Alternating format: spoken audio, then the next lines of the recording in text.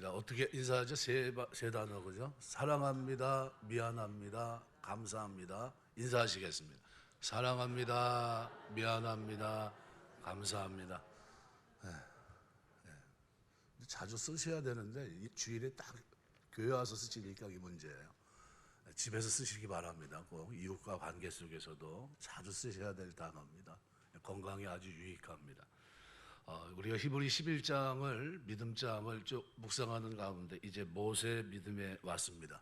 지난주 우리 요셉에 대해서 얘기를 하면서 창세기 15장에 아브라함과 맺은 그 언약은 굉장히 중요한 언약의 내용이고요. 내 후손이 400년을 종살이할 것이고 그리고 돌아올 것이라고 하는 이 내용은 요셉이 각인하고 있었고요. 뼛속 깊이 새겼던 말씀이었고, 그런데 모세도 과연 이 말을 알았을까? 만약 유추한다면 모세가 물의 건짐을 받고 그 다음에 어떻게 해요? 유모를 찾아 이제 대신 어떻게 해요? 키우게 하는데 그 유모가 누구였습니까? 자기 어머니죠. 어떻게 가르쳤을까요? 유대인은 어머니의 신앙이 전수된다고 보시면 됩니다. 어렸을 때 애굽의 모든 학문 이런 것들을 배우기 이전에 애굽은 그 당시에 고대 근동은 한 15세 전후로 해서 가르쳤어요. 포로로 잡혀갔던 우리가 알고 있는 다니엘, 사드락, 메삭, 아벳느고는 그들이 준 이름인데, 그런데 그들이 발탁됐을 때 나이가 15세 전후로 우리가 파악을 합니다. 왜냐하면 그때서부터 가르치거든요, 제대로. 그러니까 지금 그 사람들은 다 누굽니까? 왕궁에 있던 사람들입니다. 귀족 출신의 자녀들이니까 쉽게 말하면 인질이었습니다. 인질. 그리고 인질을 가장 핵심적인 그 사람들을 환관장을 만들어서 섬길 수 있는 사람들로 데려갔던 거죠. 그래서 그들에게 3년이라고 하는 시간을 가지고 철저하게 가르칩니다. 그죠? 뭐죠? 정체성을 바꿔버리는 겁니다. 바뀌었습니까? 안 바뀝니다. 왜 안 바뀌죠? 12살 이전에 이미 그들은 하나님의 말씀으로 양육이 끝났기 때문이에요. 13세가 되면 테필린이라는 책을 보시면 여러분 아시겠지만 유대인들은 그때 이 뭐가 됩니까? 자기의 정체성을 가지고 자기 스스로 판단하며 살아갑니다. 그러면 다니엘이 그렇게 살아가는 게 이상한 게 아니라 그가 가지고 있던 믿음과 신앙은 이미 어떻게 해요? 견고하게 세워져 있었던 겁니다. 그리고 그 어려움을 맞닥뜨렸는데 그 어려움 속에서 그가 가진 건 뭡니까? 초지일간 오직 하나님만 섬기겠다는 믿음이었습니다. 모세는 어땠을 것 같아요? 왕궁의 교육을 받는다 할지라도 어머니가 수유를 하면서 그 아이를 어려서부터 키웠고 성장하는 과정에서 영향을 줬다면 모르긴 몰라도 아브라함과 맺었던 언약은 백성들이 공유하고 있었을 확률이 굉장히 높습니다. 이걸 성경에서 말하는 유추 해석이라고 얘기해요. 그래서 나중에 보면 모세가 출애굽기 13장 19절에 보시면 출애굽할 때 어떻게 나가죠? 그래서 이렇게 표현합니다. 모세가 요셉의 유고를 가졌으니 이는 요셉이 이스라엘 자손으로 이스라엘 자손으로 단단히 맹세하게 하여 이르기를 하나님이 반드시 너희를 찾아오시리니 너희는 내 유고를 여기서 가지고 나가라 하였음이더라. 그 말씀을 모세가 알았다는 거죠. 이미 누굴 통해서요? 어머니를 통해서. 그리고 그 신앙의 모든 내용을 전수할 것은 다 전수했던 겁니다. 우리가 느헤미야서가 이제 지난 금요일로 다 끝났는데 뭘 하죠? 부모가 하나님이 주신 권위를 가지고 사랑하는데 이 사랑은 어떤 사랑입니까? 맹목적으로 가만히 놔두는 사랑이 아니라 말씀 안에서 새롭게 빚어지는, 그죠? 그 사랑의 권위를 가지고 바르게 하나님 앞에서 안식일과 그리고 율법과 내용이 있는 사람으로, 그리고 결혼을 통해서 어떻게 아스돗이란 단어가 그 단어를 통해서 뭘 표현하고 있습니까? 이제 알아듣는 사람으로 하나님의 말씀과 내용을 알고 그렇게 살아낼 수 있는 사람으로. 그 전제는 뭡니까? 하나님은 사랑이라는 이 전제를 유대인들은 어려서부터 가르쳤던 겁니다. 그 믿음 속에 있다고 보셔야 돼요. 오늘 출애굽기 1장 22절은 이렇게 표현합니다. 그러므로 바로가 그의 모든 백성에게 명령에 이르되 아들이 태어나거든 너희는 그를 나일강에 던지고 딸이거든 살려두라. 히브리 기자는 그때의 상황을 설명합니다. 또 히브리 11장 23절은 믿음으로 모세가 낳았을 때 부모가 아름다운 아임을 보고 석 달 동안 숨겨 왕의 명령을 무서워하지 아니하였다. 분명 부모들은 왕의 명령을 무서워했습니다. 근데 히브리 기자는 대단히 믿음 좋은 사람인 것처럼 말하고 있어요. 그래서 다음 절을 보면 히브리 11장 24절을 보면 믿음으로 모세는 장성하여 바로의 공주의 아들이라 칭함받기를 거절했다 이렇게 표현합니다. 사실 모세가 왕궁에서 빠져나오긴 동기는 따로 있습니다. 출애굽기 2장 11절 12절 기록이죠. 모세가 장성한 후에 한 번은 자기 형제들에게 나가서 그들이 고되게 노동하는 것을 보더니 어떤 애굽 사람이 한 히브리 사람과 자기 형제를 치는 것을 본지라 좌우를 살펴 사람이 없음을 보고 애굽 사람을 쳐 죽여 모래 속에 감추니라. 이 사실을 알게 된 바로가 모세를 죽이려고 찾아다닙니다. 얼른 이 장면을 보면은 별로 납득이 잘 안 됩니다. 근데 이것을 신약의 스데반의 설교로 우리가 들어가면 이 내용을 거기다 기록해 놓고 있습니다. 사도행전 7장에 보시면 24절 25절에 한 사람이 원통한 일 당함을 보고 보호하며 압제 받는 자를 위해 원수를 갚아 애굽 사람을 쳐 죽이니라. 그는 그의 형제들이 하나님께서 자기의 손을 통하여 구원해 주시는 것을 깨달으리라 생각하였으나 그들이 깨닫지 못하였더라. 나이 40에 이제 도망갈 수밖에 없는 환경을 경험하게 되는데 이유가 뭡니까? 그들이 나와 함께 출애굽을 할 수 있을 거다는 생각, 이제 나를 앞세워서 이것을 할 거다, 하나님께서 자기 손을 통해 구원해 줄 것을 깨달으리라 생각했지만 이스라엘 백성은 어떻게 해요? 깨닫지 못했다는 겁니다. 근데 이 장면을 그것을 쭉 설명하고 있는 스데반은 30절에 가서는 이렇게 얘기합니다. 40년이 참에 천사가 시내산 광야 가시떨기 불꽃 가운데서 그에게 보니거늘. 40년이 참에요. 무슨 40년이죠? 미디안 광야에서 40년이에요. 40년이 참에 그죠? 천사가 거기서 만나줬는데 어디서 만났을까요? 호렙으로 다가갑니다. 이 장면을 사도행전 7장에서 스데반 집사는 뭐로 표현합니까? 모세가 가지고 있었던 믿음, 그런 40년간 온유한 사람이었다는 겁니다. 기다렸는데 뭘 기다린 거죠? 하나님이 아브라함에게 약속한 그 약속을 이루실 그때를 기다렸던 거예요. 터무니없는 시간이 그렇게 모든 걸 갖춘 그 사람이 40년간 목동으로 살아가고 있어요. 그리고 어느 날 40년쯤 돼서 시간이 다 됐을 때쯤 어디로 갑니까? 호렙산으로 가요. 호렙산이 어디입니까? 시내산입니다. 시내산.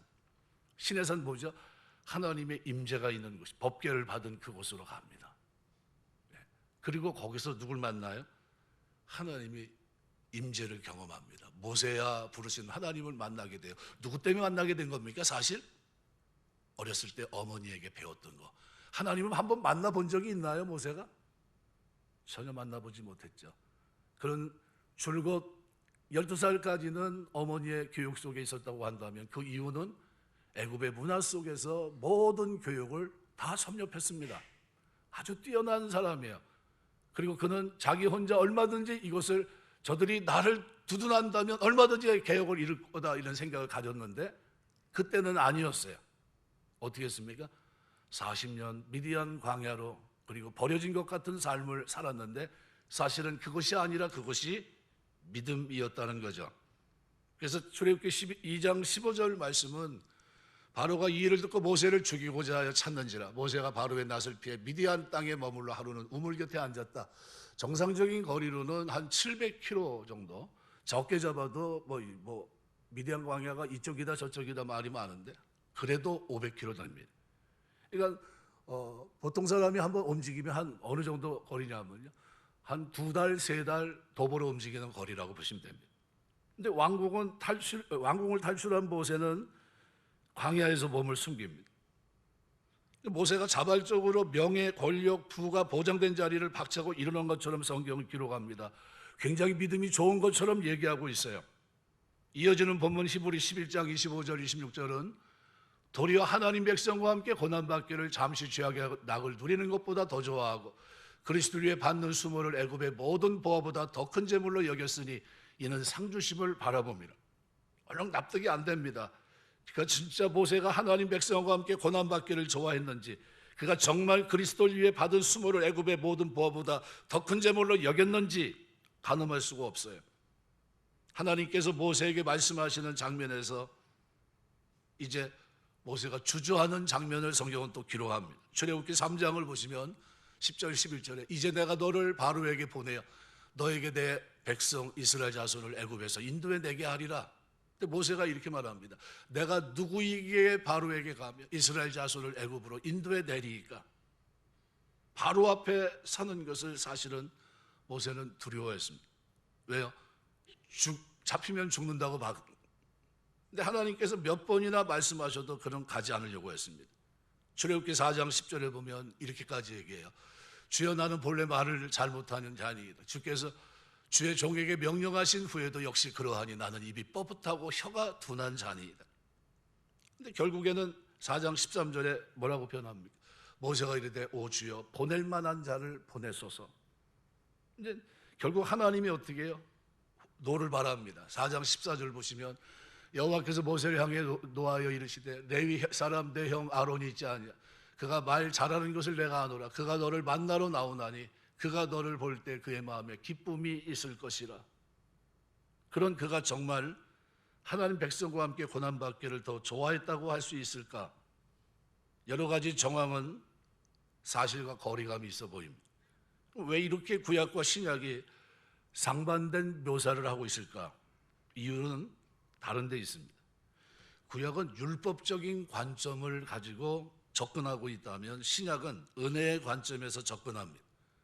똑같은 사건과 똑같은 사람입니다. 그런데 어느 관점에서 다가가느냐, 이것이 완전히 다릅니다.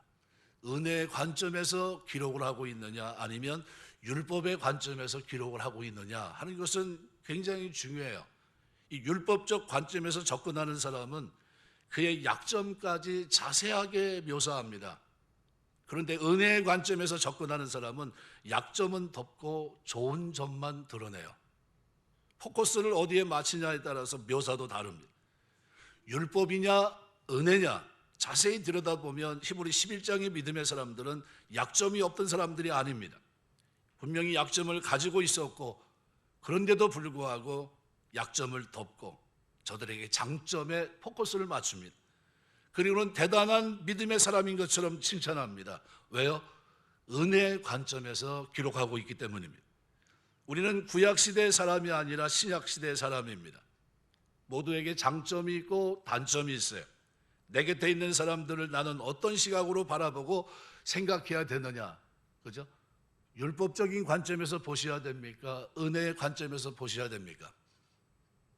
대답 한번 해보시죠. 은혜의 관점으로 그 눈은 어떤 눈일까요? 하트 눈이에요. 하트 눈.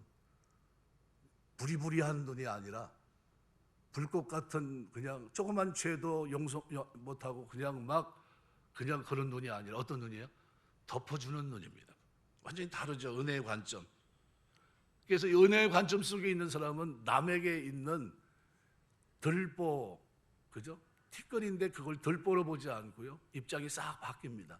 자기를 자꾸 쳐다봐요. 우리는 신약시대 사람입니다. 내 곁에 있는 사람들을 나는 어떤 시각으로 바라보고 판결하고 말하는가? 이웃의 약한 부분을 나는 부각시키는가 아니면 약한 부분을 덮어주고 감춰주는가? 대신 그가 가지고 있는 장점들을 잘한 부분을 드러내고 격려하고 칭찬하고 있는가? 나에게 이런 은혜의 눈길이 있는가? 은혜, 이것이 오늘 우리에게 있어야 됩니다. 반드시 있어야 돼요. 내가 내 곁에 사람들에게 어떤 시각을 가지고 다가가는지를 보시는 하나님이 오늘 우리도 그렇게 대우하시기 때문입니다. 마태복음 7장 2절 보시면 너희가 비판하는 그 비판으로 너희가 비판을 받을 것이요 너희가 헤아리는 그 헤아림으로 너희가 헤아림을 받을 것이라. 그러면 눈을 어떻게 떠야 됩니까?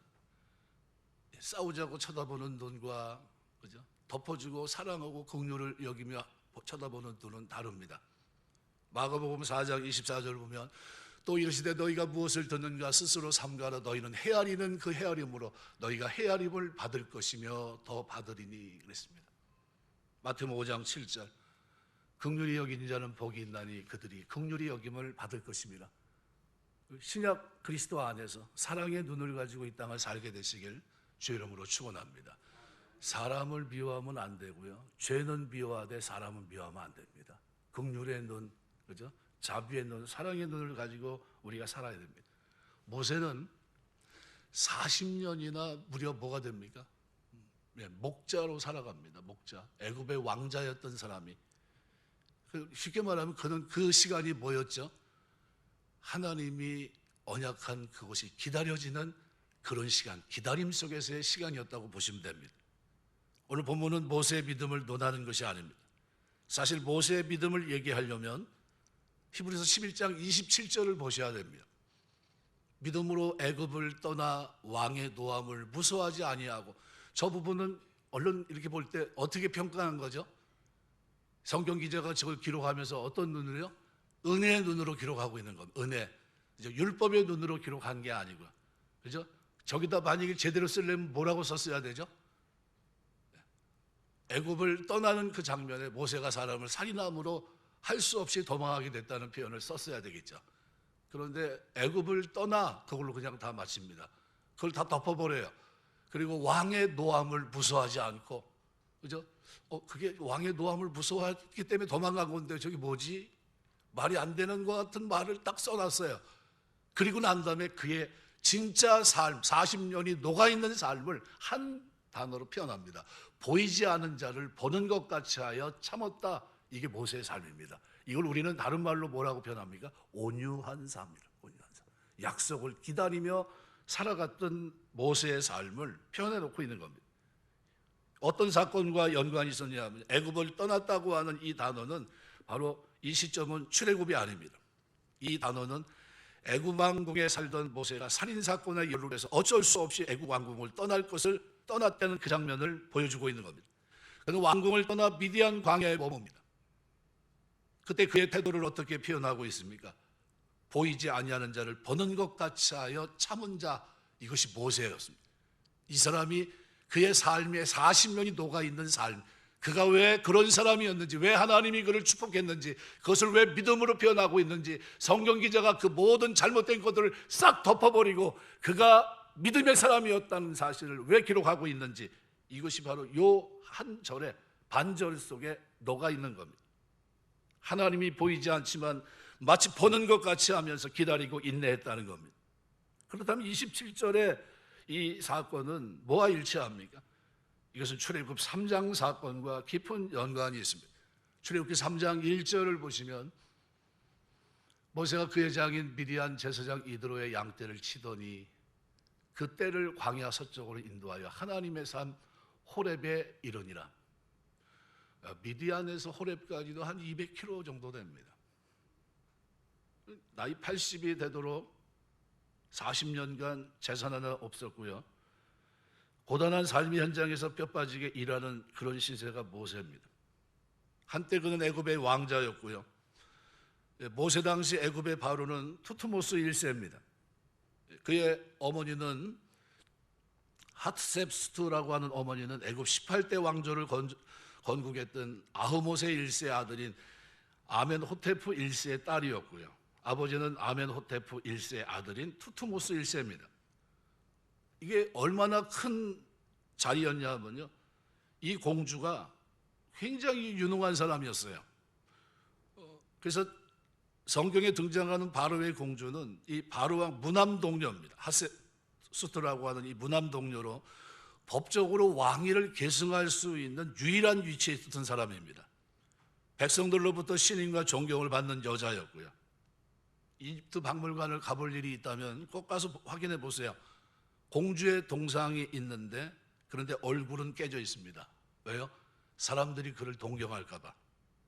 백성들이 공주를 그리워할까 봐 후대 왕에 오른 왕들이 일부러 머리 부분을 깨버렸다는 겁니다. 그만큼 유능한 사람이었어요. 근데 그의 아들인 모세가 만일 애굽에 있었다면 그는 왕이 될 수 있는 두 번의 기회가 있었다고 보통 얘기하죠.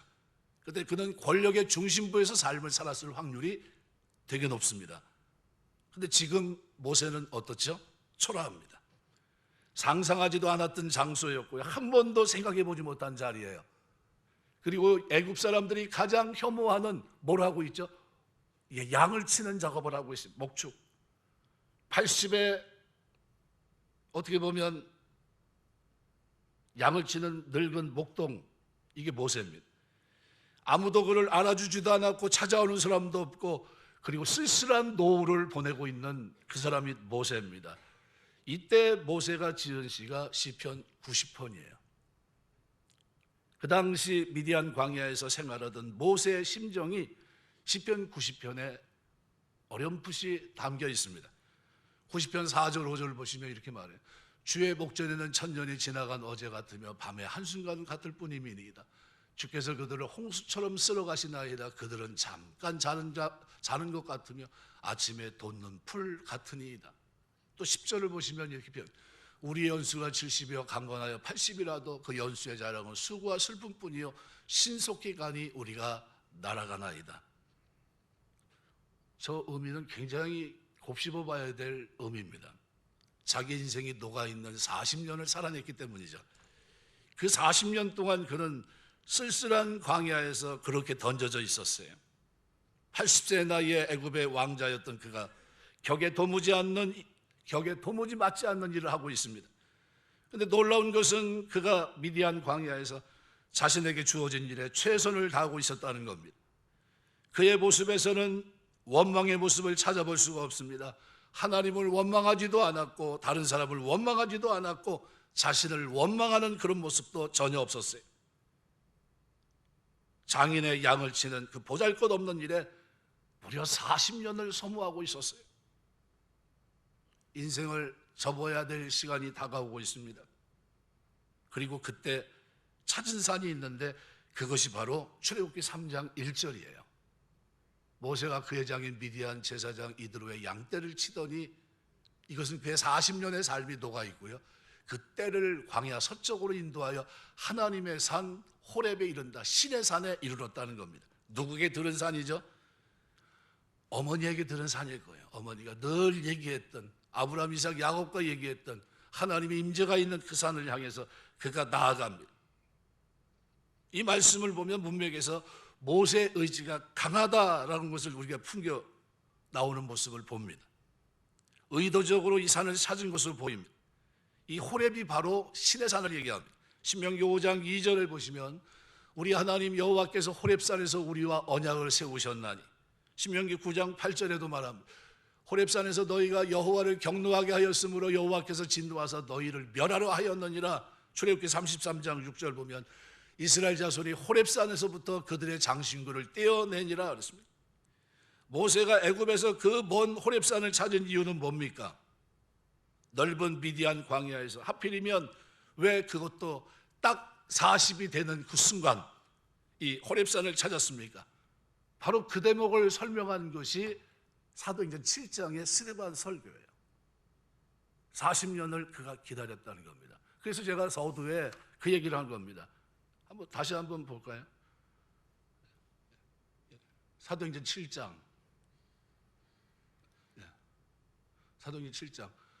뭐가 어떻게 되는지 한번 같이 읽겠습니다. 40년이 참에 천사가 시내산 광야 가시나무 떨기 불꽃 가운데서 그에게 보이거늘. 40년이 참에 40년 동안 있었는데, 그런데 40년 그때를 누가 약속의 시간을 기다리고 있었다는 것을 풍겨줍니다. 그 넓은 미디안 광야에서 호렙산을 찾은 이유죠. 넓은 미디안 광야에서 호렙산을 찾은 이유는 풀이 많아서도 아니고 물이 풍족해서도 아닙니다. 사도행전 7장 30절의 기록 그대로예요. 40년이 참에 천사가 시내산 광야 가시나무 떨기 불꽃 가운데서 그에게 보였다는 거죠.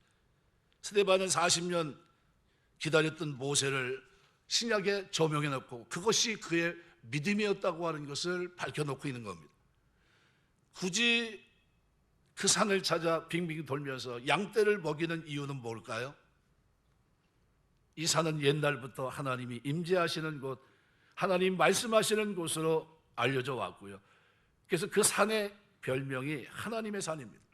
열왕기상 19장 8절에 보시면은 이렇게 이에 일어나 먹고 마시고 그 음식들의 힘을 의지하여 40주 40야를 가서 하나님의 산 호렙에 이르니라. 이 호렙을, 신의 산을 뭐라고 부릅니까? 하나님의 산이라고 부릅니다. 모세는 아주 어렸을 때 어머니로부터 바로 이 얘기에 대한 이야기를 이미 12살 이전에 다 들었을 거예요. 왜요? 애굽의 모든 것들을 가르치는 그 시간들은 대부분의 시간이 언제라고요? 14세, 15세 정도입니다. 그때서부터 교육을 제대로 하거든요. 바로 왕궁에서도 뛰어난 사람들을 선출해가지고 데려갔는데 그들이 누굽니까?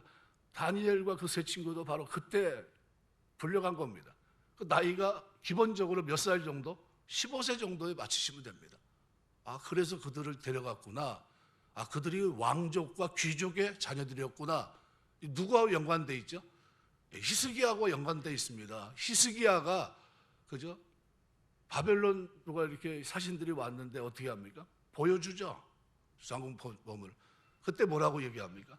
당신 이거 본 그대로 이 재물은 다 빼앗기게 될 거다 그랬는데 어떻게 됐죠? 다 뺏기죠. 바로 그것의 성취예요. 성취. 그렇게 보시면 됩니다. 나이 늙어서 더 이상 소망도 희망도 가질 수 없는 인생을 접어야 될 때인데 어떻게 보면 가장 힘든 때 아닙니까? 근데 어릴 때 들었던 하나님이 떠올릅니다. 하나님의 산이 있다는 소문을 들어요. 마치 이것은 룻기서에 기록되어 있는 룻과도 연관이 있습니다. 룻기서 1장 6절에 보시면 그 여인이 모압 지방에서 여호와께서 자기 백성을 돌보시자 그들에게 양식 주셨다함을 듣고 이에 두 며느리와 함께 일어나 모압 지방에서 돌아오려고 하고 베들레헴으로 돌아가죠. 떡집인 그곳이 떡이 없어서 흉년이 와서 흩어졌던 그들이 모압에 가서 남편이 다 죽죠. 그리고 이제 다시 어떻게 해요? 그 소문을 듣고 올라가는 장면입니다. 이 모습과 아주 흡사하다는 거죠. 때문에 모세는 그 산을 찾아요. 그 산을 떠나지 않았고 그 산을 빙빙 돌며 양을 칩니다. 그의 관심은 어디 있습니까? 호렙산에 있습니다. 하나님이 그에게 나타나실 때까지 그는 자신의 삶을 포기하지 않았고 꿈을 접지 않았고 그는 인내했고 호렙산을 돌고 돕니다. 그 약속이 맞다면 반드시 하나님이 이 백성을 구원하실 텐데 나는 점점 힘이 없어지고 나는 나이가 점점 지나가고 있는데 그런데 80에 하나님을 만나게 돼요. 40년을 한결같이 호렙산을 찾고 또 찾아갑니다. 지나온 삶을 돌아보고 자신을 돌아보면 모든 것을 다 포기해야 될 그런 처지입니다. 하지만 그는 포기하지 않았습니다. 그야말로 보이지 않는 자를 보는 것 같이 하며 기다렸던 거죠. 그는 하나님의 산 호렙을 찾습니다. 그리고 우리가 오늘 본문을 이렇게 쭉 대하면서 그런 믿음이 뭘까요? 믿음은 하나님의 약속을 기다리는 겁니다. 믿음은 하나님의 산을 도는 것이고요. 믿음은 그 산을 향해 눈을 드는 겁니다. 하나님을 찾고 또 찾는 것, 이것이 믿음이에요. 실망하지 않고 언약의 말씀을 붙잡고 그리고 내 눈을 고정시키고 그것이 이루어지는 그날을 바라보며 나아가는 것, 이것이 믿음입니다. 내 형편과 처지를 돌아보면 낙심이 됩니다. 하지만 전심으로 하나님을 찾고 찾으면 소망이 있어요. 왜냐하면 그분은 신실하신 분이니까. 400년 후에 약속을 하신 하나님은 반드시 그 약속을 이루실 것이라는 믿음이 이미 누구에게 있었던 겁니까? 모세에게 있었습니다. 하지만 정작 하나님을 만났을 때 모세는 저는 아니지 않습니까? 제가 나이가 80입니다. 제가 기다리긴 기다렸지만 그때는 내가 뭔가 좀 해볼 생각을 가지고 했지만 그때는 하나님의 때가 아니었고 지금 하나님의 때가 이르렀다고 한다면 다른 사람을 찾아야 되는 거 아닙니까? 그래서 뭐라고 얘기합니까? 보낼 만한 자를 보내소서. 이 늙은 사람이 뭘 하겠습니까? 그 40에 혈기장만하고 말 그대로 내가 이제 이거 한번 약속을 이뤄봐야 되겠다 했던 그때는 하나님이 어떻게 해요? 도망가게 하시고 그리고 이제는 어떻게 해요? 난 이제 틀렸어. 난 안 돼. 근데 그때는 하나님이 부르십니다.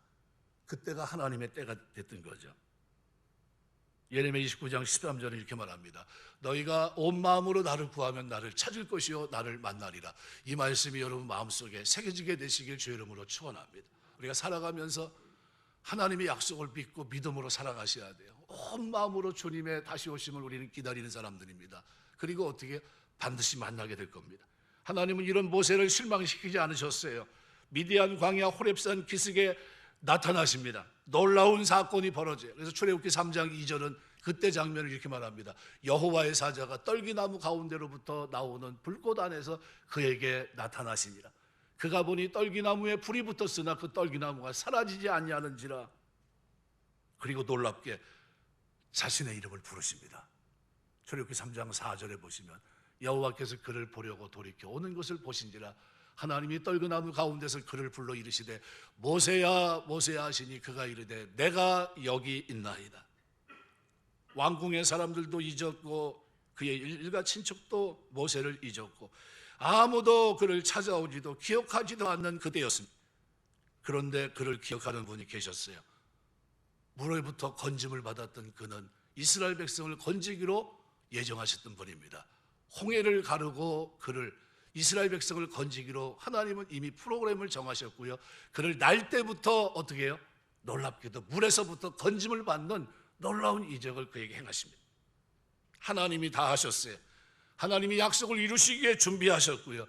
그리고 하나님이 때가 되니까 믿음을 주신 그 믿음 그대로 오늘 모세가 광야 호렙산을 향해 나아가고요. 그리고 그 나왔던 호렙을 주변을 맴돌고 있었던 모세, 신의 산을 향해 하나님의 산을 향해 고개를 들고 하나님 언제입니까 하면서 하나님 앞에 아무도 모르는 기도를 드렸던 그 모세를 하나님은 찾아오셨습니다. 광야에 던져져 있던 그를 찾아오신 분은 하나님이셨습니다. 그렇다면 한번 생각해 보셔야 됩니다.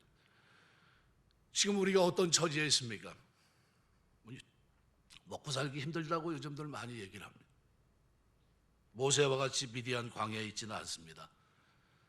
하지만 어느 날 뜻하지 않은 일로, 그죠? 이런저런 이유로 실직하기도 하고 사업 실패도 하고 건강에 문제가 생기기도 하고 이런저런 이유로 나이는 점점 들어가고 젊었을 때 꿈은 점점 멀어져 가고 내가 정말 원치 않던 자리, 꿈에도 생각하지 못한 것에서 보잘것없는 일을 하는 신세로 전락할 수도 있다 이런 거죠.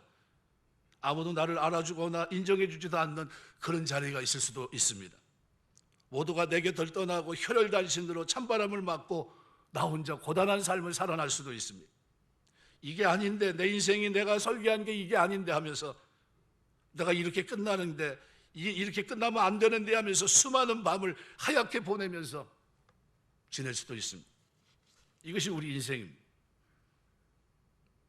바이올리니스트 가운데 니콜로 파가닌이라는 분이 있는데 진짜 중요한 연주회장에서 바이올린을 연주합니다. 줄 하나가 끊어졌어요. 침착하게 3개 줄로 곡을 계속 연주했는데 또 끊어집니다. 그때 좀 연주하다 보니까 또 끊어져요. 그날이 그에게는 악몽 같은 날이었죠. 그렇게 해서 줄이 하나하나 끊어지다가 나중에 한 줄만 가지고 끝까지 연주를 합니다. 이것이 이 사건이 계기가 돼서 그가 명예로운 별명을 이제 얻게 되는데 줄 하나 파가니라는 이름을 얻게 됩니다. 줄 하나의 파가니니 그 열정을 기억한 겁니다. 우리 모두 예외 없이 인생이란 연주를 지금 멋있게 하고 싶어 합니다. 혈혈방장한 모습으로 그저 어떤 때는 내가 모든 걸 갖췄다고 하면서 뛰어가고 싶고요. 사람들의 환호와 박수갈채를 받고 싶어 합니다. 그런데 이런 우리의 기대와 의지와는 상관없이 줄이 하나씩 끊어져 가요. 나를 돕던 사람, 나와 호의적이었던 사람들, 나의 뒷받침이 됐던 사람들, 멋진 연주를 하고 싶었는데 내가 가진 것들이 하나하나 떨어져 나갑니다. 마지막 한 줄이 딱 남았는데 그 줄이 누구냐면요, 신앙의 줄 하나님입니다. 언약으로 나를 부르시고 복되게 하신 하나님. 그 줄은 사랑의 줄이고요, 긍휼의 줄입니다. 이 줄은 끊어지지 않는 줄 믿습니다. 그 줄을 우리가 기대하는 한 세상에서는 보잘것없다 할지라도 하나님은 오늘 하나님을 향해 고개를 들고 기다리는 오늘 우리를 붙들어 주시고 만나 주시는 은혜가 있는 줄 믿습니다. 우리는 그 줄 때문에 더 멋진 연주를 하게 돼요. 내가 힘을 가졌을 때보다 힘이 없을 때, 내가 능력을 가졌다고 생각할 때보다 능력이 없다고 생각할 그때 하나님이 나와 함께 하시면서 그 나타나게 될 연주는 기가 막힌 연주가 됩니다. 로마서 8장 35절부터 39절을 보시면 누가 우리를 그리스도의 사랑에서 끊으리? 환난이나 공고나 박해나 기근이나 적신이나 위험이나 칼이라. 기록된 바 우리가 종일 주를 위해 죽임을 당하게 되면 도살당할 양같이 여김을 받았나이다함과 같으니라. 그러나 이 모든 일에 우리를 사랑하시는 이로 말미암아 우리가 넉넉히 이기느니라. 내가 확신하노니 사망이나 생명이나 천사들이나 권세들이나 현재이나 장래이나 능력이나 높음이나 기쁨이나 다른 어떤 피조물이라도 우리를 우리 주 그리스도 예수 안에 있는 하나님의 사랑에서 끊을 수 없으리라. 여러분, 이 믿음이 여러분에게 있게 되시길 주의 이름으로 축원합니다. 아직 내가 숨을 쉬고 있고 그리고 내가 하나님 말씀을 알고 기억하고 있는 한 아직 끝나지 않았습니다. 이게 시작이에요. 포기하지 마시고 낙심하지 마시고요. 오늘 주어진 삶의 현장에서 우리는 최선을 다해야 됩니다. 하나님의 산 호렙을 향해 주님의 몸된 길을 찾고 그리고 끊임없이 우리가 열심을 내고 살아가면 하나님이 만나주실 줄 믿습니다. 그것이 내 힘이 다 떨어졌을 때라도 하나님은 나를 붙드실 것이고요. 그리고 나를 통해 이루고자 하시는 선한 일들을 이루십니다. 반드시 하나님은 우리를 만나주실 겁니다. 요셉이 기대했던 반드시 하나님이 찾아올 것이라는 이 믿음이 요셉에게만 있었던 것이 아니고요. 바로 이 모세에게도 있었던 겁니다.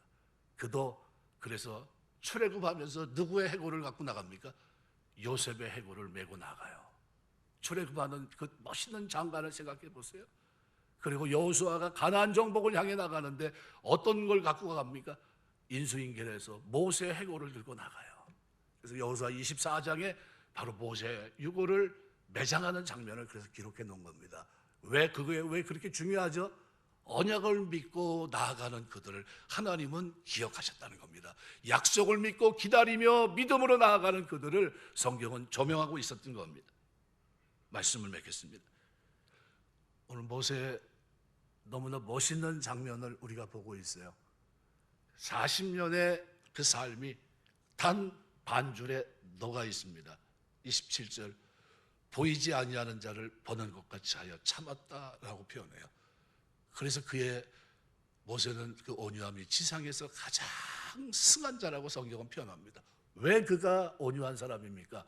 누가 이 사람의 온유를 따라갈 수 있을까요? 그렇게 모든 걸 갖춘 그 사람이 묵묵히 양을 치면서 40년간이나 하나님의 산 호렙을 왔다 갔다 하면서 어떻게 해요? 언젠가 나타나실 약속을 이루실 만나주실 그 하나님 앞에 그가 나아갔던 겁니다. 이것을 오늘 히브리 기자는 정확하게 설명해 놓고 있는 겁니다. 그의 삶의 어두운 부분은 다 가려주고 은혜 속에 그의 삶의 가장 빛나는 부분 40년이 녹아 있었던 그 삶을 히브리 11장 27절은 멋있게 표현합니다. 하나님 앞에 서는 그날 하나님이 저와 여러분을 어떻게 평가하실까요? 신약은 은혜입니다. 죄와 허물 가운데 있던 우리의 죄를 다 덮어주셨고요. 성령 죄사함 하나님 은혜로 하나님 자녀가 되게 하셨고요. 그리고 약속을 기다리며 살아간 여러분에게 하나님 반드시 만나주시고요. 천국에서의 삶을 오늘 우리에게 허락하실 줄 믿습니다. 이 믿음 가지고 이 땅에 살면서 하나님 자녀답게 하나님 말씀을 붙잡고 경건함과 거룩함을 가지고 주의 나라가 임하기를 간절히 바라보고 사모하는 이 축복된 삶이 저와 여러분의 삶 속에 충만하게 이루어지게 되시길 주의 이름으로 축원합니다. 기도하겠습니다.